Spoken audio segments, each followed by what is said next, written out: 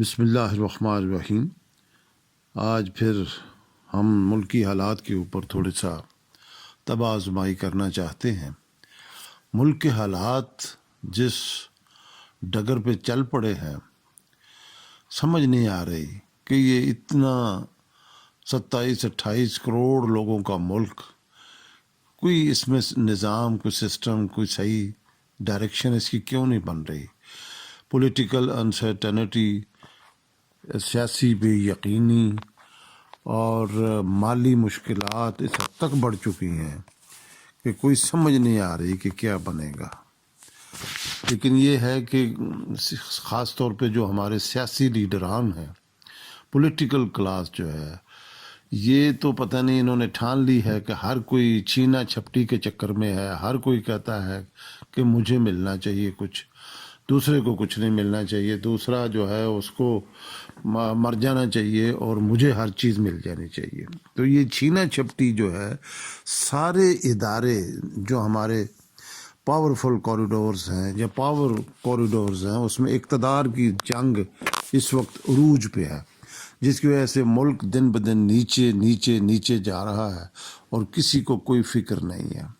سب سے بڑی شرمندگی کی بات تو یہ ہے کہ اس وقت اکانومی ملک کی بالکل بیٹھ گئی ہے۔ آپ کے ریزرو بالکل نہ ہونے کے برابر رہ گئے ہیں، ایکسپورٹس رک گئی ہیں، ریمیٹنسز نہیں آ رہی، کم ہو رہی ہیں، ایکسپورٹس نہیں بڑھ رہی، امپورٹ سٹیگننٹ ہے فارن ایکسچینج نہ ہونے کی وجہ سے۔ تو یہ کیسے ملک انڈسٹری کیسے چلے گی؟ لوگوں کی جو کنزیومر گڈز ہیں ان کی ضروریات کیسے پوری کی جائیں گی؟ اتنی بڑی آبادی ہے، جی ڈی پی گروتھ کا کیا بنے گا؟ بیلنس آف پیمنٹس کا کیا بنے گا؟ تو یہ اتنا بڑا جو ہے نا، یہ غیر متوازن سلسلہ ہو چکا ہے، یہ چوک ہو چکی ہے ہماری اکانومی۔ لیکن کوئی بندہ، کوئی کلیکٹیو وزڈم اس کا حل ہے کہ پوری قوم ایک یکجا ہو جائے، بالکل ایک پیج پہ آ جائے اور کلیکٹیو فیصلے کرے، تو پھر اس بھنور سے تو ہم نکل سکتے ہیں۔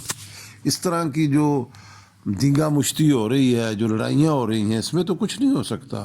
ہر کوئی اپنی اپنی ذات کی لڑائی لڑ رہا ہے، ملک کی لڑائی کوئی نہیں لڑ رہا۔ تو یہ سب سے زیادہ ضروری تو یہ ہے، چاہے اپوزیشن ہو، حکومت ہو، سب کو بیٹھ کے سر جوڑ کے اس کا کوئی حل نکالنا چاہیے، تو نکل آئے گا۔ اور دوسرا، پبلک کو بھی اب یہ ریئلائز کر لینا چاہیے کہ یہ وہ عام حالات نہیں ہے، وہ پہلے والے جو پچھلے 75 سال میں آپ لوگوں نے کیے۔ اب آپ لوگوں نے بھی ایک فیصلہ کرنا ہے کہ کیا دنیا میں عزت سے جینا ہے یا ہماری جو ہے وہ ذلت ایسے ہی ہوگی۔ اس وقت ڈالر کا انتہائی قید پڑ چکا ہے، دنیا پوری آپ کو کچھ دینے کو تیار نہیں ہے۔ کل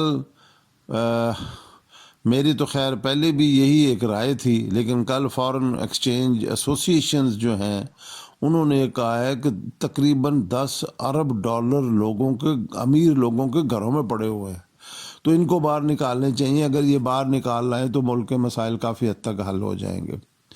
یار یہ ذاتیات کو چھوڑ دو فار گاڈ سیک۔ اگر آپ نے اس ملک میں رہنا ہے تو یہ چیزیں بند کرو، سارے اکٹھے ہو کے کو ڈالرز کا انتظام کرو، اپنے اپنی جیبوں سے نکالو، آگے فردر خرید کے اس کی ذخیرہ اندوزی ڈالر کی بند کرو، ضروری چیزوں کی امپورٹ بند کرو، اور یہ اکانومی جو ہے یہ ٹھیک ہو سکتی ہے، میں بارہا کہہ چکا ہوں، لیکن اس کا حل اسی وقت نکلے گا جب سب لوگ کلیکٹیو وزڈم ہوگی، سارے quarters, establishment, judiciary, politicians, bureaucracy, عام پبلک، سول سوسائٹی، سب مل کے ایک ایجنڈے پہ کام کریں گے کہ ہم اپنی اکانومی کو ہم ٹھیک کریں۔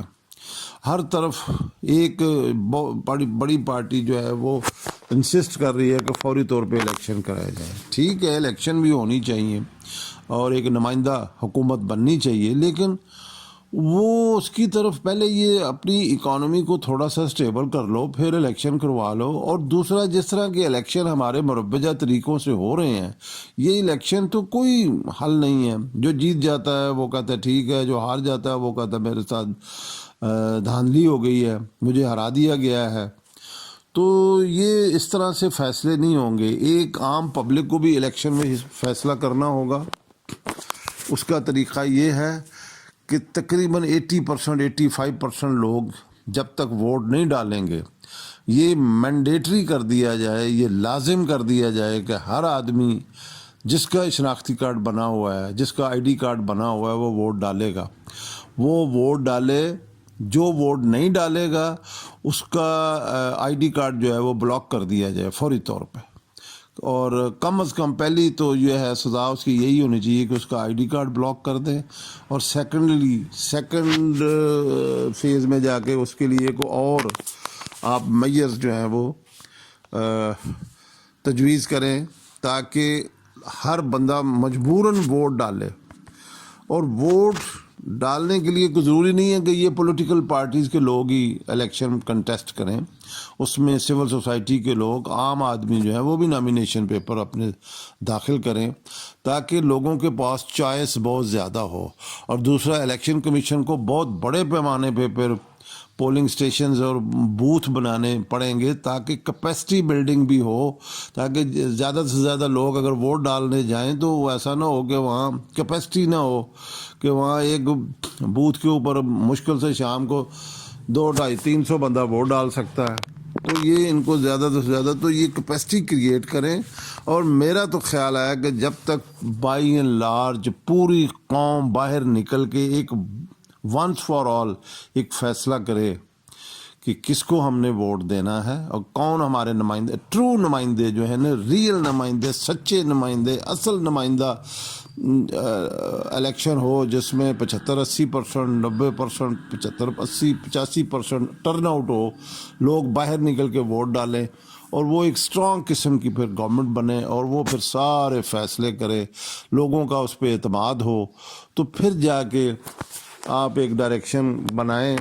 اور سب سے بڑی بات یہ ہے کہ اپنی اکانومی اور فارن جو پالیسی ہے اس کو آپ ترتیب دیں، خاص طور پہ انڈیا کے ساتھ، افغانستان کے ساتھ اپنے مسائل ٹھیک کریں، اور باقی یہ چائنا، امریکہ، ایران، یہ جو آپ کے قریبی ممالک ہیں، ان کے ساتھ اپنی جتنے بھی ڈسٹارشنز ہیں فارن پالیسی کی وہ دور کریں، اور ایک پوری ہر بندہ یہ پارٹیسپیٹ کرے حکومت میں، ہر بندہ اپنا رول پلے کرے، پھر یہ ملک بچے گا۔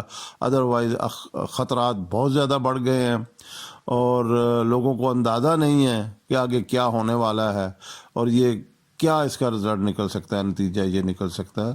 تو براہ کرم اگر اس ملک میں اپنے آنے والی نسلوں کا آپ کو خیال ہے تو سب کو اپنا اپنا حصہ پازیٹیو وے میں ڈالنا چاہیے، اور اس ملک کی معیشت کو، سیاست کو، حکومت کو صحیح کرنا چاہیے۔ شکریہ۔